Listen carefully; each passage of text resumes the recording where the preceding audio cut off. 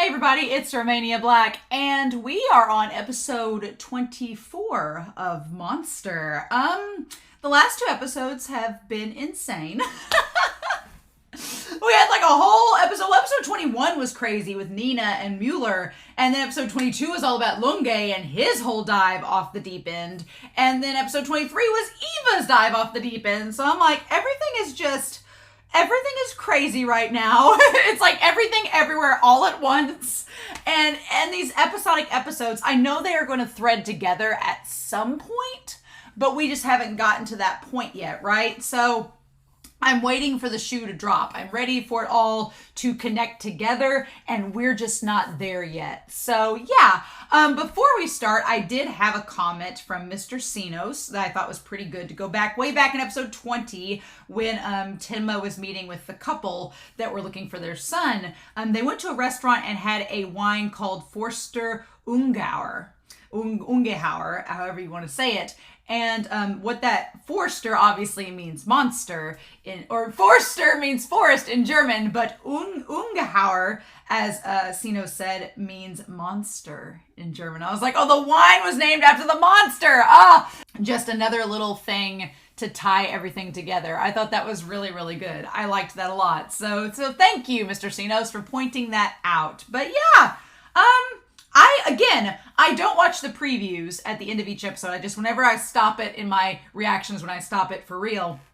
So it's always a surprise, especially when you have episodic episodes like this, to see, okay, where's it going to go? What are we going to touch base on now? Like, there's been some episodes like back when we were in the Turkish district where it was sort of like we left on a minor cliffhanger, and so you kind of knew where the episode was going. But now I have no idea. So we're kind of in uncharted waters, which is fun, but So with that being said, I want to give a quick shout out to our patrons over on Patreon, especially those in our philanthropy tier. Thank you to everybody on Patreon that supports me, whether it's just for the $1 tier, for the $5 tier. Any bit helps to pay for like the streaming services, to pay for me buying the content so I can do like official releases, things like that. Because obviously I want to support the creators themselves, but also use this as a platform to do kind of transformative work. And give you my lectures, my teacherly lectures about these series. And so the philanthropy tier kind of helped me go the extra mile with that. And you all are absolutely amazing. You don't have to do the things that you do, but you're very gracious. And I really appreciate it. It's very kind of you. So thank you very much. Our philanthropy tier members for this month are Dana, Edgar, Tyrone, Kenny, Anime Annie, Be Happy, Shimoyama, Arjo, Larry Manning, aka Nameless Monster, as well as Translucent Men and Truck. So thank you all so much. I really, really appreciate it. And thank you for donating your time and energy to watching my ramblings. All of my love. Thank you all so much. But yeah, that's my comment. Everybody's comments have been really good so far. I will be honest, there are some comments, especially on YouTube, that if I get kind of a vibe like things are trying to be hinted at or spoiled or getting a little into too much spoiler territory, I do kind of ignore those comments, and I just want to be upfront and transparent about that. It's not any ill will against anyone. It's just for my own sanity and my own experience. I just feel like I have to do that sometimes. So if you ask me a question and I don't respond to it in the comment, it probably means that I've had to sadly kind of back away from it because I think there might be spoiler information. And that's just me being like just transparent, because I know some people get really excited about the series and maybe let something out that I think is a spoiler, but they don't. So we just kind of got to go with it, right? But in any case, I'm excited to see what happens this episode. I hope you all are too. So with that being said, we are going to start episode 24. We're a third of the way through the series at this point. We'll talk about that in the discussion, but we're going to start the episode itself here in 3, 2, 1, and let's do this.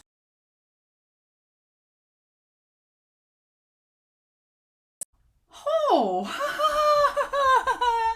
I was on pins and needles this entire episode because, yeah, at this point, you know what? At this point, it's either going to be one of a few things. Either, because we're on episode 24, right? There's 75 episodes in this series. So 24, 48, and then 72. So we're almost to a third of the way through. Again, not a math major.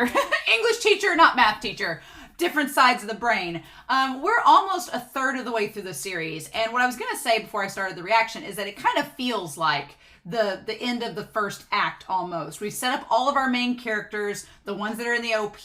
We've set them up. We've set their missions and their dilemmas up, right? So I guess we should probably point out for Act 1, we have set up our main characters. So we have Tenma, that is our doctor on the run. He's been falsely accused of killing these people. His life's kind of fallen apart, and he has this obsession with Johan, who is the boy that he saved that has turned into the villain. So yeah, so we'll put Johan up here too. We have Johan, who is our villain, and I'll put that in quotation marks because that's how he's the child that Tenma saved. All right. So we have that, right? Then we have Dieter. Dieter is the child that Tenma has also saved, but he is in charge of keeping Tenma grounded. So yeah, we obviously Tenma has a mission. Tenma's mission is that he says he's going to kill Johan. And so he's on a mission to do that. That's his main MO at this point in the story. Johan's MO is rather vague. It's just like, it feels very Joker-esque from Batman, just causing chaos, experimenting on humanity, being a monster. Supposedly there's 2 Johans, but I think there's just one. I think that whole 2 Johans thing is not a thing, but I've talked about in other reactions and other discussions. But Johan, his MO is kind of unclear at this point. It's very vague, and it doesn't help the fact that Johan we've not physically seen since episode 4, really. I mean, we've seen a few episodes. We saw him briefly at the university when he was trying to lure Nina to the castle, to Heidelberg Castle, and we saw him kill the gardener. But ever since then, we've really not seen him or interacted with him. We've only heard people's lore, their perspectives and legends about Johan and what they think Johan is and what they think Johan's mission is, but we've not heard it from him himself, right? So I feel like for Act 1, Johan is our mystery character. Johan is the one we really focus on the least. It's just his presence. His presence is tied to everybody, right? That's all we need to know. Then our other minor character is Heckle, and he is someone that Tenma has helped, and he kind of watches Dieter from time to time. He's just like a glorified gangsta babysitter that's just Gakuen babysitters that's just there for whatever, or Yakuza babysitters, whatever that series is. He's just there to kind of help Dieter and help Tenma whenever he's needed, right? And he makes a mean duck in some special sauce, basically. Then we have Lunge, and Lunge is a detective that's fallen off the deep end, but he's a detective who's obsessed with Tenma. And his MO is a confession from Tenma that he caused the other murders. I feel like Lunge just wants to wear Tenma down until he just confesses, just to appease and satisfy himself. I feel like that's Lunge's whole thing, and he's going to any extreme length to get that confession, regardless of whether it's true or not, right? Then we have Eva, who has had a very interesting turn of events the last several episodes, in this whole series, in fact, but she's been a big focus in all this. And she is the former fiance to Tenma, and her MO is that she wants Tenma to regret leaving her. She's been cast aside, and she feels like Tenma should feel shame and regret for doing that to her, and should feel bad about leaving her alone because of the state it's put her in. So her solution is, I want you to rot in a jail cell and get caught so that you can regret ever having left me. And it's like things don't exactly add up within that, and a lot of it is just Eva projecting her own insecurities and her own problems onto Tenma rather than just accepting responsibility for them herself. Eva's such a layered and complex character. She's not a nice person at all. She has a lot of flaws. She's an alcoholic. She gaslights people. She's cruel to people. She just does a lot of horrible things. But then there's still that layer underneath, right? That when you peel it back, it's very human. And Eva has that layer, like when she's sitting there under the tree with Dieter and talking about all her confessions. It's like, yeah, she's not like a monster, right? She wants to be a monster. I feel like it was Tyrion Lannister in Game of Thrones where he's like, I wish I was the monster that you make me out to be. I feel that that's like so many of these characters, like with the exception of Johan, because Johan's the only one we've seen like maybe has the actual monster within him or is the monster and has fully embraced that he's the monster. With the exception of Johan, I feel like all these characters have an angle or a perspective about them in which you could view them as the monster, but they're really not, right? They're really just humans that are flawed, right? And Eva is no exception to that. Then we have Nina/Anna, and she is the sister to Johan. And she has decided that she needs to quote unquote save her brother. Now, by saving her brother, does she mean killing him too, just like Tenma? Again, there's lots that we can do with all of these characters and their purposes, right? And then we have Roberto.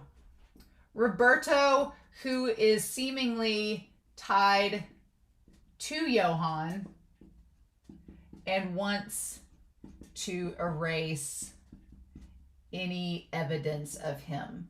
He is on a mission to get rid of any evidence connecting Johan to anything, like erasing him from the world so that he can just work underground and not have a past, not have anything that could connect him to the police that could catch him. I mean, it's a really smart strategy to get this guy, this hired assassin, to try to track down any evidence that you exist and erase it so that you can work from the shadows and no one will be the wiser. It's like just making Johan into a myth, which would in turn be great for Lunge, because if Lunge can't find any evidence that points Johan to these crimes, it's all the more fuel for him to go after Tenma and be able to convict him because there's nothing to counter it with. So it's literally killing multiple birds with multiple stones, and it's just not good. It's crazy. So yeah, we've set up our characters here. Now there are lots and lots of side characters throughout this that we've encountered, like Mueller, like the man here in this episode. Poor Helmet, man. He didn't even get to eat lunch. That just sucks for him. But these are our main characters. I feel like Roberto's going to stick around. He's going to be around for a while. Nina's going to stick around. Eva and Lunge. Eva's going to come back swinging. Lunge, obviously. Heckel, he's in therapy. Heckel and Dieter and Johan and Tenma. I feel like these are our main cast of 8 characters. The lucky 8, right? That we are going to focus on in this series. I would say Wolf is included in there, but he's kind of out to the side now, so... But yeah, they're our main characters. And so what this first set of episodes, and I feel like episode 25 will probably round out. Episode 25 is going to round out the first third of the season. And I feel like that this first act is just establishing our main cast of characters, what their purposes are, what their missions are, and what the conflict is. And that's what we've done in these first 24. And I'm assuming next episode we'll do that as well, because Tenma's on his way to Munich to try to get to Johan again, trying to catch him in the act, or at least catch up to him. So that's what I feel like the whole thing is in this first act. We're just establishing characters, missions, purposes, and then in Act 2, which will essentially be episodes 25, 26, all the way up to 50, is going to be, okay, let's put him in the trenches, as if we weren't already, and then just see what happens. How bad can it get? I'm really nervous. I'm really nervous that Dieter's gonna die. I feel like Tenma is not going to be able to buckle down on killing Johan unless something happens to Dieter. And I don't want something to happen to Dieter. Don't get me wrong. I love Dieter. He's one of my favorite characters in this show. I don't want anything bad to happen to him. But this show, I'm sitting on my hands the whole time being like, I'm just waiting for something bad to happen. And I don't want something bad to happen, but I'm just waiting for it, right? I just feel like it's coming. But yeah, so hopefully that doesn't happen though. Hopefully that's not the case. Hopefully we don't get that. This whole beginning though with Roberto is such a creepy character. And I was trying to say in the reaction how he's creepy. When I normally think of creepy characters, I think of slimy, of spidery, of just kind of weaselly characters that you're like, oh, that just, ugh. But creepy and monster is different than a lot of series. Like Johan is creepy. he's creepy because you see this beautiful man, but then the words that he says, the actions that he does completely contradict that look. And so you're like, it feels like an uncanny valley. Like, this doesn't feel right? It's very uncomfortable. Johan is an uncomfortable character to be around in the series from what we've seen so far. And Roberto's kind of the same thing. Roberto, like, he's not like handsome like Johan. I'm sure somebody finds him attractive, but I don't. But Roberto has this calmness to him, this stillness where he's very calm, collected, always. Like, he gets surprised by some of the things that Eva does and says, but he's never shocked, and he doesn't show any major emotional reaction. He just doesn't show it. It's like, okay. Like, it doesn't seem like he's fazed by it at all. And you're like, what do we do with this? So yeah, there's definitely something about his character that's just kind of unmoved by it all. And that's pretty crazy, right? Pretty crazy. So yeah, this whole opening scene with him and Eva, I was like, I don't think he's going to shoot her because she's too important to him. She's too important to the plot at this point. We can't have him shoot Eva because she's too important to the plot. We need her. And Eva talks a good game. Eva will talk a good game. She acts like she's not scared. She tries to be the seductress. She tries to pull one over on Roberto. And I like the idea that she pulled the bedspread up with her, not only for the censorship of the show, but she pulled it up to hide how her legs were shaking. But he saw through it. He saw through it. And it's like, damn it. No. Dang it. And that, I will say this for censorship, that bedspread, it is barely covering them boobs. I wonder in the manga if it doesn't. I'll eventually get the manga for this set of episodes, but I'm curious if it actually will cover it or not. That is the question, right? And she just wants to know where Tenma is. I like also too that Monster presents people in a very realistic point of view in terms of body proportions.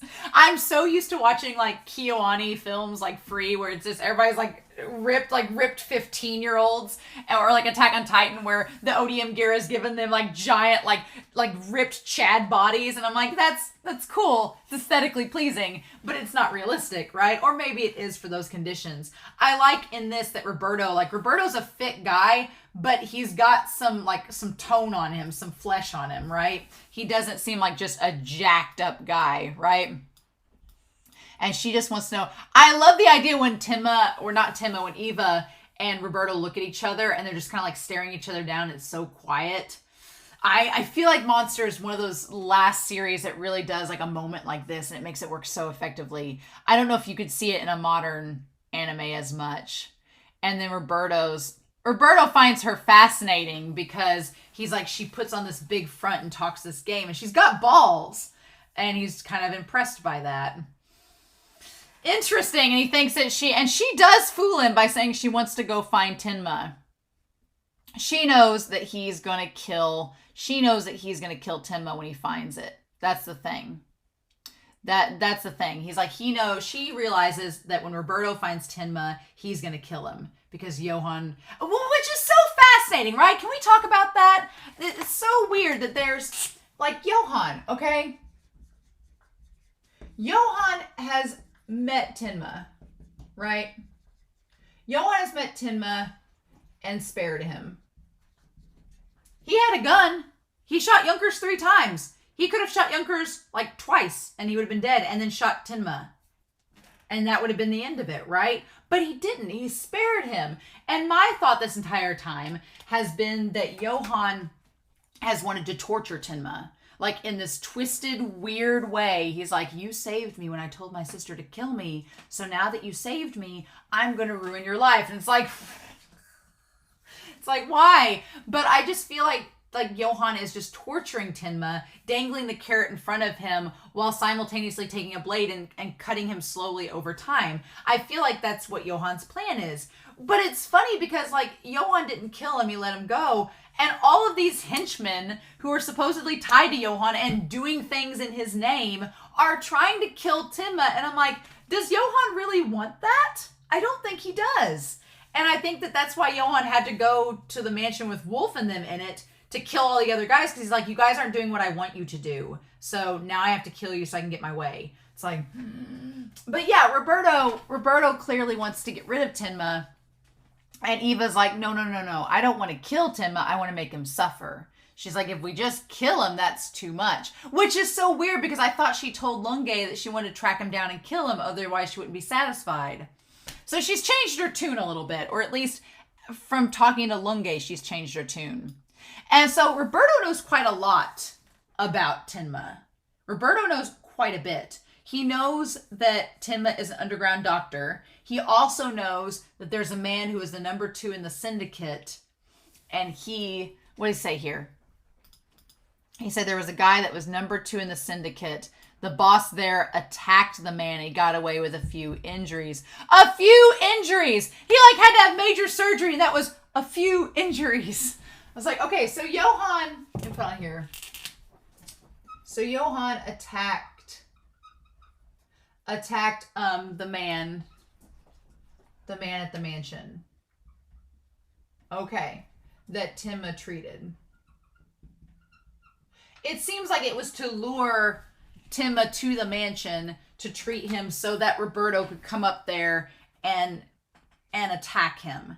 But Roberto was afraid that the bodyguards and stuff would be too much for him, so he was going to send Eva instead, realizing that she had a beef against Tenma. He could use her, right? And we'll talk about that whole using her thing. But Roberto comes across as a very resourceful, calm, and collected individual, but he's also extremely cautious. Like the idea that he did not stay in the woods, he left as soon as he realized that the tide was slightly turned against him. He vamooshed. He was like, nope, pulling out right now before things get seedy. Interesting. Of men and dining. And again, I love the visual symbolism that we take the notion of the ants and Dieter following the ants, and then later on we come back to it symbolically and talk about how the ants are representative of the little chain that Johan made, and then he broke it, right? Oh, I'm glad Dieter's okay in this episode. I really am. He was making me a nervous wreck the entire time. Like from the very beginning, when he stumbles across the bodyguard Helmet, and he was like, oh, come on and come eat, and Helmet doesn't respond. I got creepy vibes from that. I got creepy vibes from going to the woods to help Eva. I got creepy vibes from Eva with the silencer, like looking at him. I was just ready for Dieter to get killed in this episode because I was like, no. And thank God he didn't. I was like, I was not ready for him to go down in this episode. And I was, as you saw in the reaction, freaking out slightly about it. So there's some really cool parallels in this set of episodes, in this episode from previous ones that I wanted to point out. So we have some really cool parallels. The one thing is the ants as a bookmark and theme in the episode. Also, there's the idea of Junkers versus this man. They have their head injuries, obviously, that seem similar. But there's also the idea that Tenma takes them outside to get some fresh air and to like eat, they take their lunch and they go eat outside and have a picnic because it's really nice outside. It parallels episode 3 and 4 to now, right? Which is great. I like other creators that I've been watching. I like when things kind of cycle back. They sort of circulate back around and thread back together. I really thought that Dieter was going to fall and drop that entire chicken when he came down those stairs. But yeah, this guy says, he's like, oh, you saved my life. And Tenma does establish, she's like, oh yeah, your head was just a graze and your leg just had a piercing wound. It wasn't really anything crazy, so you're lucky. And there's a really cool parallel that is established with, it's like Tenma helps the man. And yeah, so then the man ends up actually helping Eva, and so it kind of just all comes full circle at the end, and I kind of love that. I love that it's all a big full circle moment, that it just stuff that Tenma taught him, he ends up, and that Heckel taught him, including the duck, he ends up teaching Eva as well, and it's just like that passing down of things, right? And that's been kind of a theme of this episode. The one major exception is that Tenma, he helps Dieter, and Dieter's kind of like this, and all the people that Tenma has encountered and helped, they've all been like, oh, thank you, Dr. Tenma, with the exception of Lunge, who just is like, I'm just even more obsessed now, like it backfires horribly, right? Right? And maybe not. Maybe Lunge will be faced with the decision later on and chooses to help Tenma. I don't know.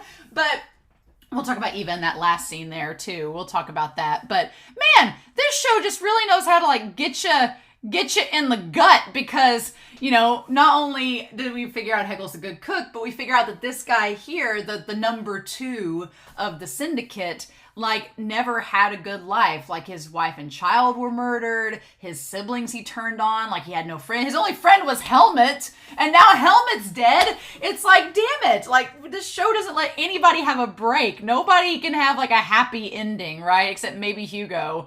Like, that's it. Like, everybody else is just having a miserable time.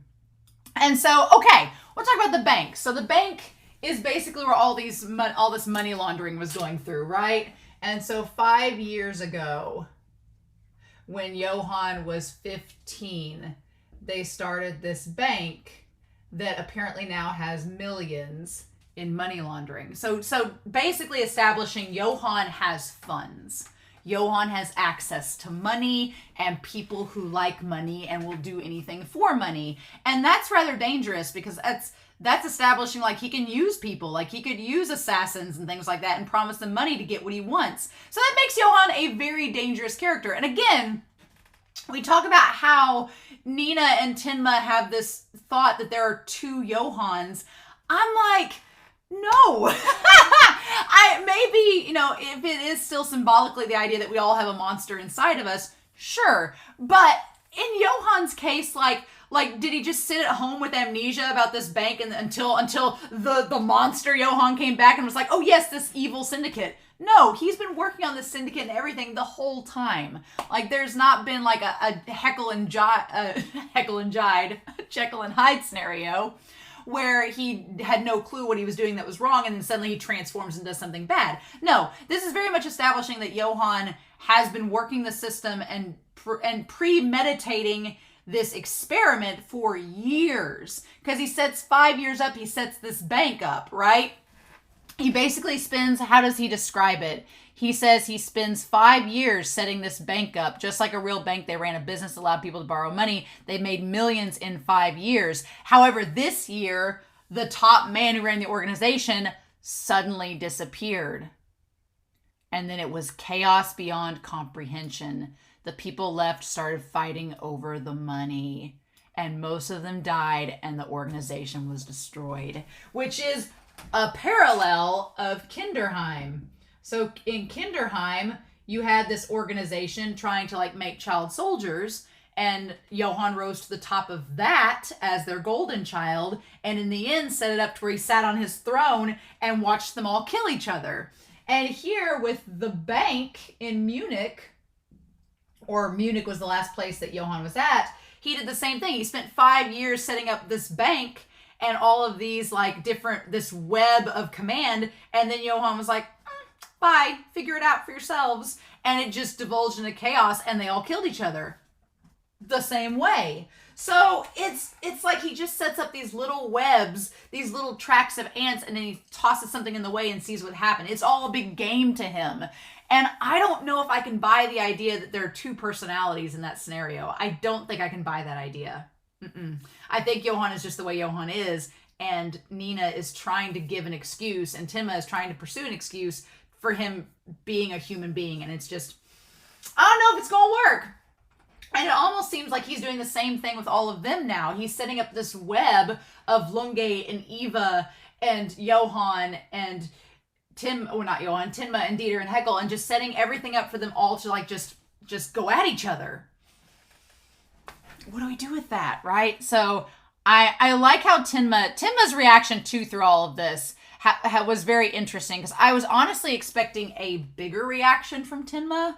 I was expecting Tinma to be like all the big wide-eyed and like shocked face. But at this point, Tinma's been connecting the dots with Johann. So Johann being in charge of this bank, it's all coming together, right? And Tinma is relatively calm around Heckel and Dieter, just asking where he disappeared to, that he was a student. The moment he realizes it was Johann, he starts asking where he went to. And he's like, well, he started the base in Dusseldorf, which checks out with the story, but the last place he was seen was Munich.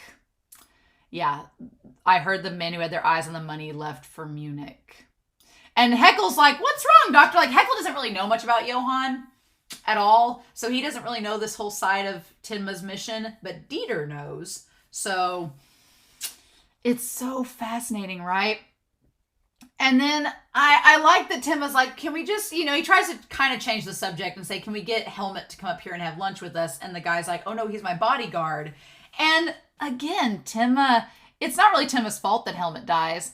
And he's like, but look, you're a man that everybody thinks is dead. Do you think anyone's still going to try to get to you? Famous last words, right? And he's like, are you going to continue living a lifestyle that requires you that you're constantly guarded? Which is kind of hilarious that Tenma's asking him that, because Tenma, as we've seen throughout this whole series, is constantly guarded. Not by other people, but by himself. Like, he's constantly on alert all around him. And in the OP, it's like to an extreme. So I wonder if this is almost a foreshadowing that Tenma is going to get to the point where he's like this man, except he's guarding himself rather than hiring others to do it. I don't know, but it's funny that he tells him that, and then the guy's like, fine, then he's like, he's worked for me for so long, go get Helmut, tell him his duty as a bodyguard is over, he's my last friend. And it's like, you get kind of hopeful, you're like, oh man, Helmut's gonna come to the table, it's gonna be this real good shippable moment. But Monster will not let us have nice things. Monster is like, no. You don't get nice things, sir. The moment he said we can discuss what will happen from now on, I'm like, that man's going to die. Because it's like just the Monster formula. I'm like, no, please don't. I was really concerned, though, for Dieter. I was super concerned for Dieter. That Dieter, the moment that Roberto shot Helmut and killed him, and then Eva shows up. Eva shows up with that god-awful dress and cardigan combo. Who told her that coral and mint green was a thing? Girl. But the moment they show up and then Dieter starts running down the hill, I'm like, they're just going to off him right here and then. That's where it's going to go. The moment he gave the gun to Eva, I felt safer for Dieter because I thought, okay, Eva does not have as cold and cruel a mentality as Roberto does when it comes to taking lives. So she'll probably let Dieter live. But Roberto would have just offed him if he'd had the gun. He'd been like, no, nobody's going to rat on us. And then, man, I just love that, God, Dieter running down with a smile on his face, like, lunch, Helmut. And I'm like, I was a nervous wreck this part of the episode. Because I was like, no, Eva just stomping with the gun towards him. And just looking coldly at him. Yeah. And Dieter's like, what are you doing with this gun? The animation, too, is really good. Like, there's times where the movements in this episode, like when characters are backing away slowly, the movements are really good. For an older anime, it looks very, very well done. I like it. It's very natural. And then, but Eva, she looks so intimidating. But she tells the kids, she's like, go tell Tenma to run. This man's going to come and kill him. And Dieter, damn it, Dieter has been around Tenma too long. He's been around Tenma too long. Because it's this parallel, because like Tenma sticking around for Dieter, Dieter sticks around for Eva. And here's my problem with that whole thing. Like, I'm glad that Dieter has a good moral core to him. I do.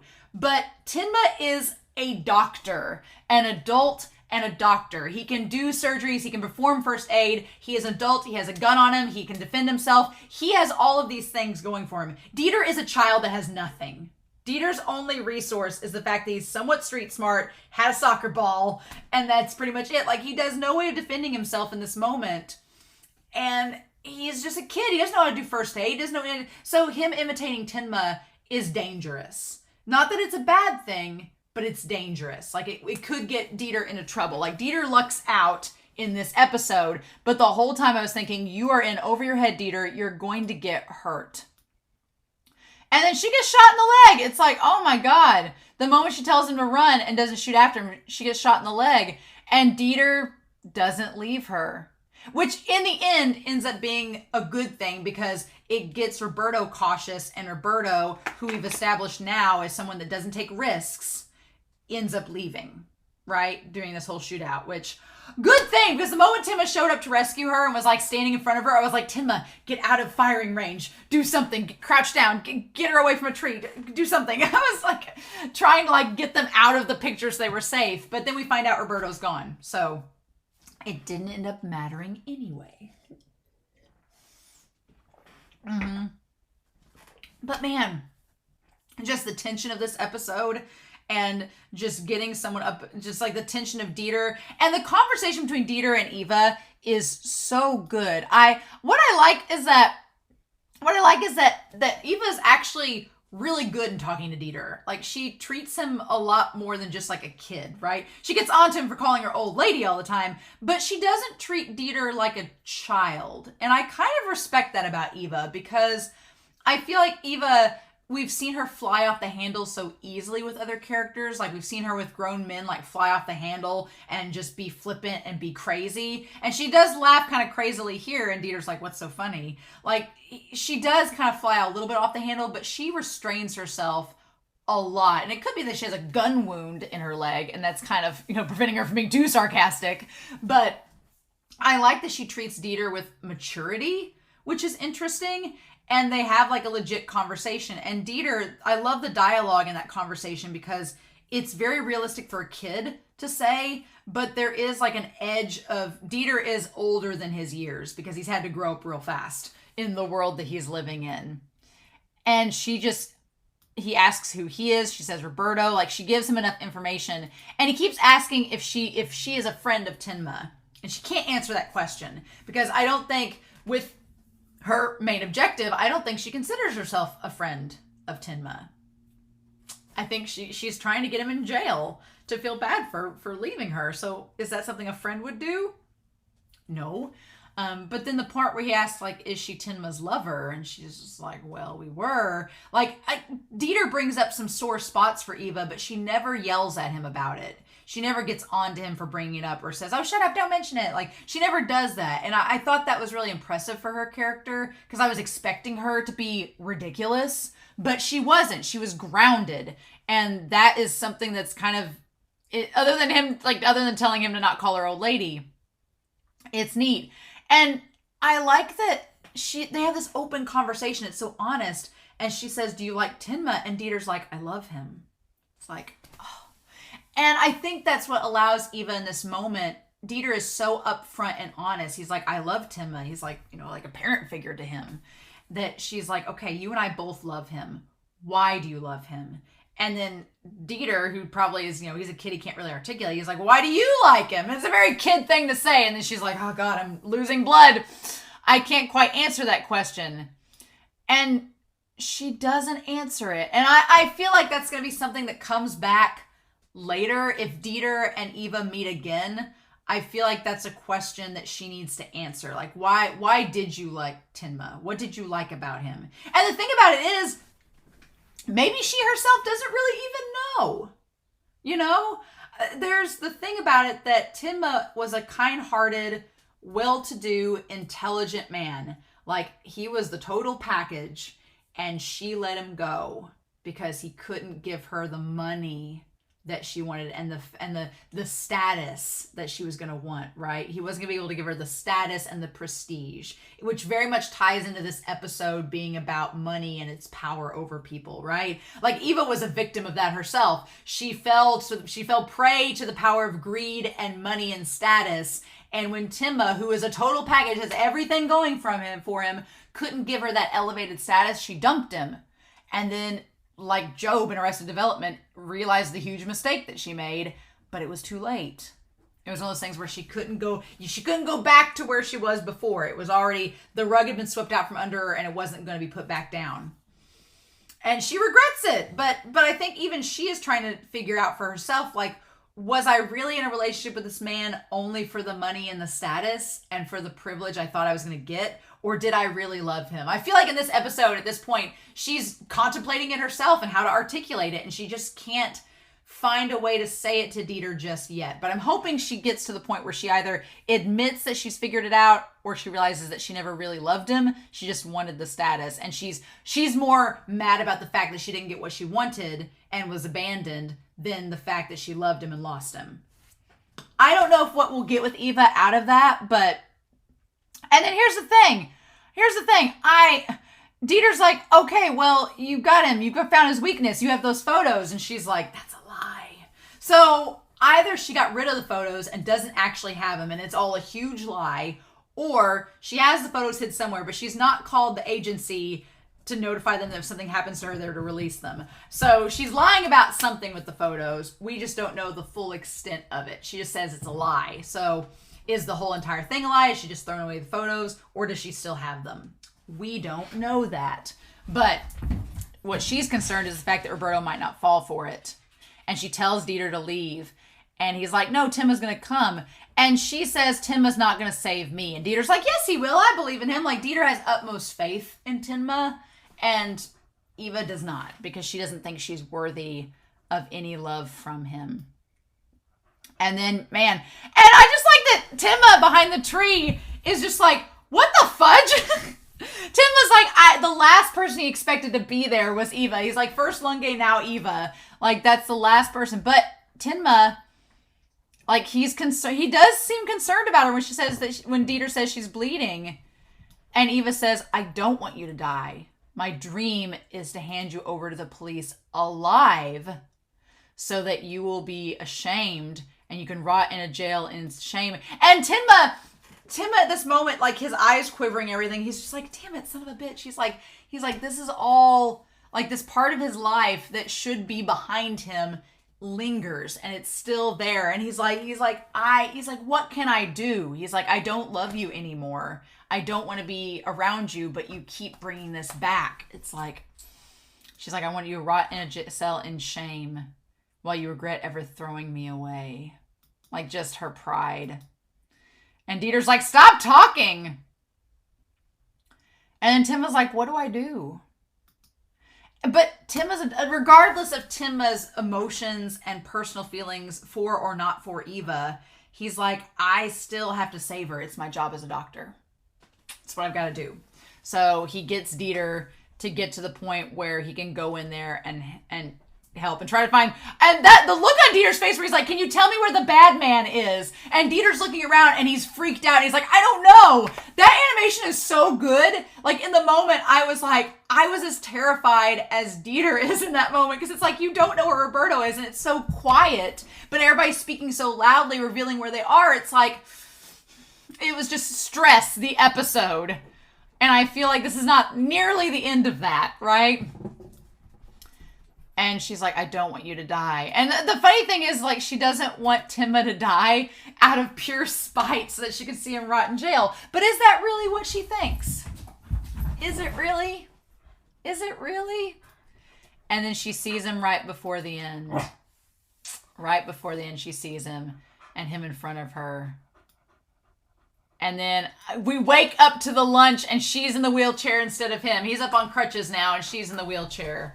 And they have the same conversation that Timma had with him at the start of the episode. The parallels, y'all. Just the parallels. Oh, God.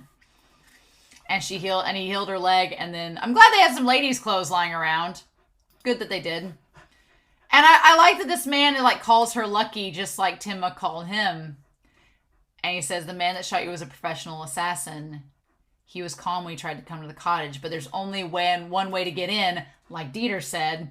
And the cool thing about that is Dieter figured it out by traveling all around the mansion grounds. Dieter figured it out that there's only one way in, where this guy probably just knew from logistics. So that was cool. And considering how many security systems and armed men I had, he realized there was no point. So he used you to try to get close.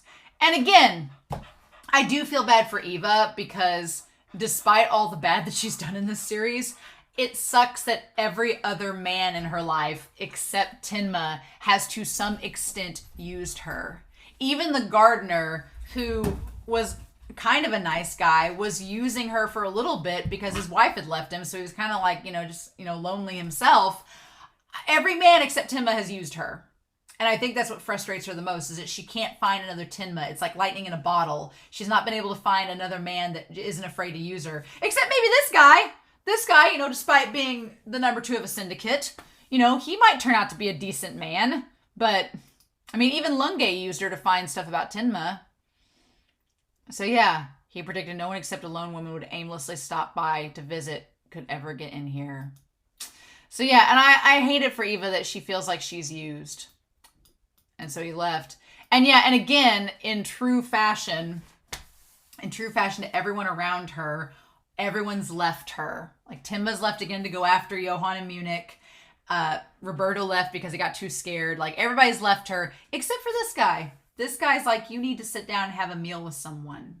And honestly, we've not seen her do that this entire series, except when she was eating with Becker and eating with Tinma. We've not seen her have a sit-down meal with anybody. Like she's always been drinking on her couch or running around somewhere. We've not seen her have like a sit-down with a legit person.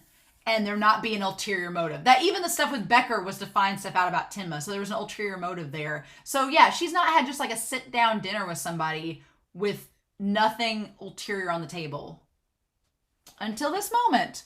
And I kind of like it. I like that they just sit there with the duck. And he's like, I tried to imitate Heckle's recipe.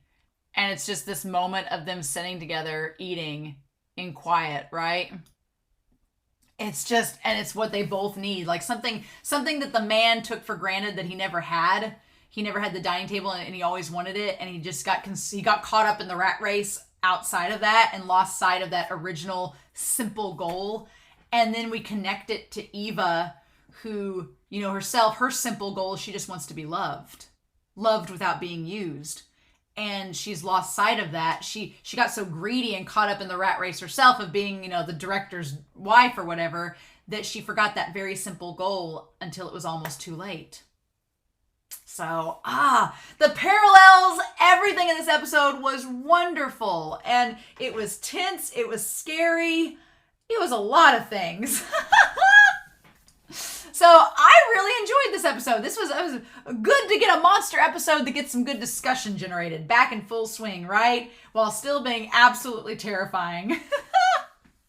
So I don't know where we're going from here. Again, these episodic episodes, they leave you kind of on the seat of your pants because you're just like on the edge of your seat trying to be like, okay, what we doing, where we're going. We know that we're going to Munich probably, that Tinma is going to hunt down Johan or the last traces of him in Munich, but we don't know who we're going to meet, what we're going to see in between now and then. If we're going to go back to Anna/Nina, what we're going to do. So it's exciting, but I'm very curious to know your thoughts down below. I hope you all have a wonderful week. Please stay safe, take care, and yeah, I'm going to be back next time with episode 25 of Monster. Bye.